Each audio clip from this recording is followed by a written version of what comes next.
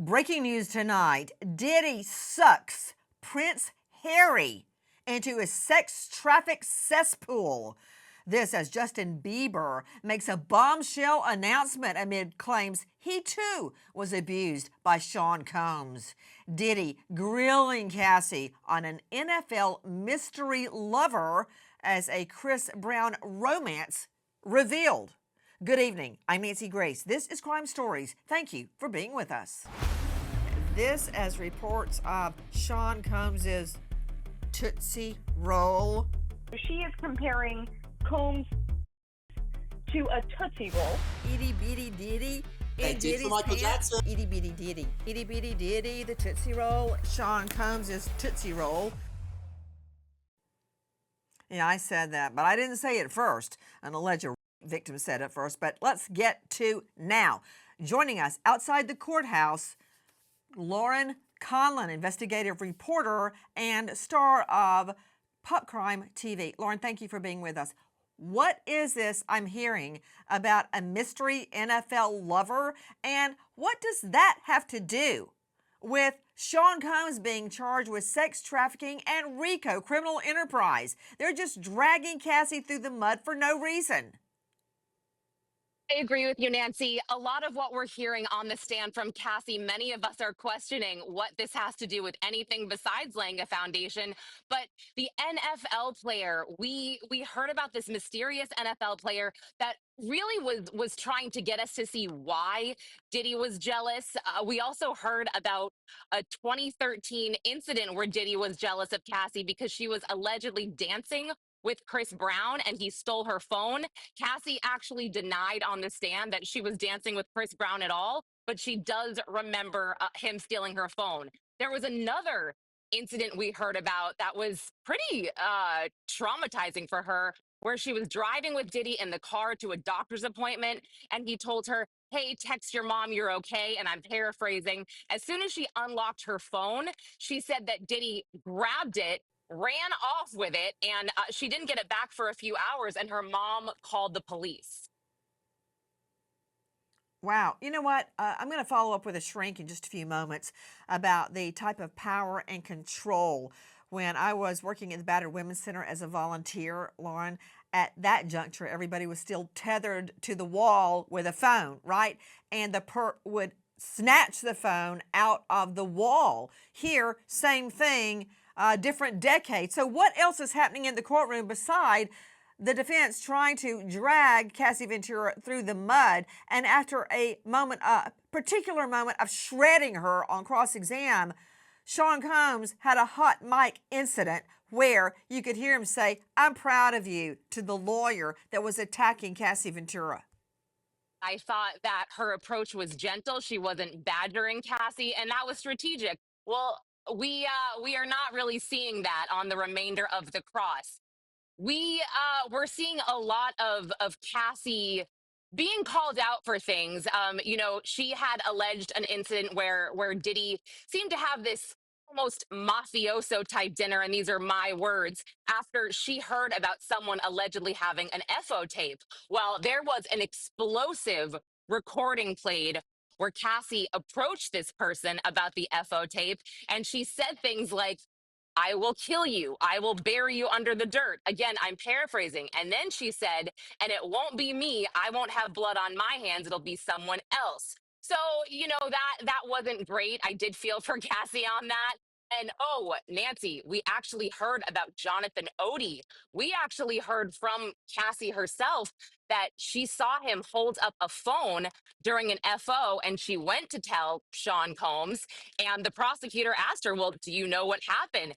Did he pay him off? Do you know about this?" Cassie alleged she didn't know, but the rest of us know what happened. To Brett Brown joining me, Executive Director of Surviving Assault Standing Strong. It's a nonprofit to eradicate trafficking and abuse on girls and women. It seems to me that every way he could embarrass her, every way he could humiliate her or debase her, that's what he did. And yes, I know that she texted back as a willing participant at the beginning of their relationship when she's a young girl and he's like almost 20 years older than her, orchestrating all this.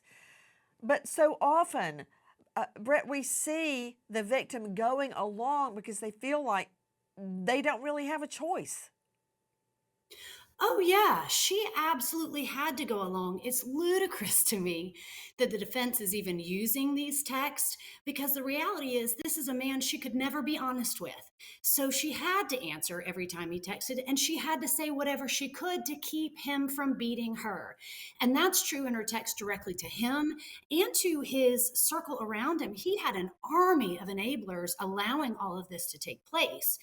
If anything stands out to me in her text, she said a few things that one, she needed to feel safe in order to participate in the freak offs, that the freak offs left her feeling grimy, and that the intimacy felt different than when they first started dating when they were in love, which means that at some point, Sean Combs' real personality emerged in this so called relationship, and she did not feel safe. She did not feel loved. She felt grimy and used, and then she was beaten for it when she tried to express that.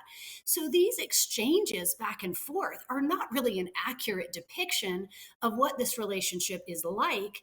I think the most accurate depiction would be the video footage from the hotel. Straight out to a veteran trial lawyer joining us, Eric Fattis, founding partner Varner Fattis Elite Legal, former felony prosecutor.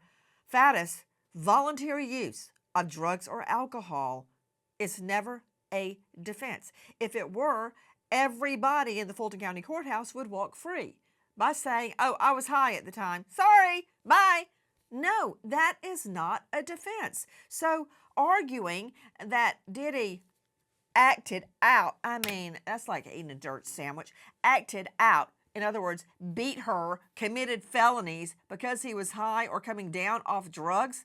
That's not going to work under the law, Fattis. Yeah, Nancy, surely not a defense to any of these charges. When it comes to criminal defense, you have statutory defenses and you have non-statutory defenses, which are just things defense attorneys kind of come up with that they think is going to mitigate their client's blame, their client's culpability. I think what they were hoping for is to try to suggest to this Put him jury up. that it wasn't, the real Diddy who was committing these things. It was some Diddy who was hopped up and intoxicated on drugs. Some Does that really other excuse his Diddy. behavior? Legally, no. Could it mitigate it in the eyes of some jurors? That remains to be seen. Okay, yeah.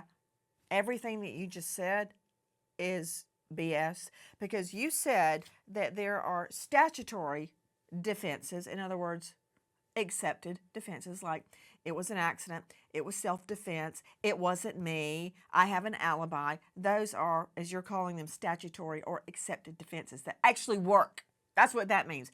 Then you mentioned something about non-statutory defenses. This is where I'm calling BS on you, Fattis. Non-statutory defenses. Like this one, I tried a homicide. There were two defendants, two defense lawyers ganging up on me, and one of them came up with transferred intent. I'm like, what is that? And he actually argued. I was so happy. I tried not to smile. He actually argued to the jury, yes, I gunned down the victim, but it was the wrong person. I meant to shoot somebody else. I meant to shoot a drug dealer, not a 12-year-old boy coming home from band practice. So he admitted he shot somebody down, an unarmed person. Okay? Is that what you're calling a non-statutory defense? In other words, a defense that doesn't work? Because the law is black and white letter of the law. Voluntary use of drugs or alcohol is not a defense. You said something about it's just something they make up, hoping to mitigate liability or culpability in front of a jury. Did I get that right? Because I'm loving this. Baby oil again in the courtroom. Why? Nancy, that was brought up again to dispel a few rumors surrounding this case. So Cassie testifies that drugs were never in the baby oil that was used in the freak-offs. The baby oil was not laced with anything. It was just baby oil, though they did take drugs Oh, okay, together. wait, Sid, you're telling me there were no drugs in the baby oil. It was just old school on camera. Okay, that makes it all better. There's still the claims, the allegations, and supported by many, many female victims that they had a few sips of a drink and suddenly they woke up with their turning because their drinks had been laced with GHB or something akin to gamma hydroxybutyrate.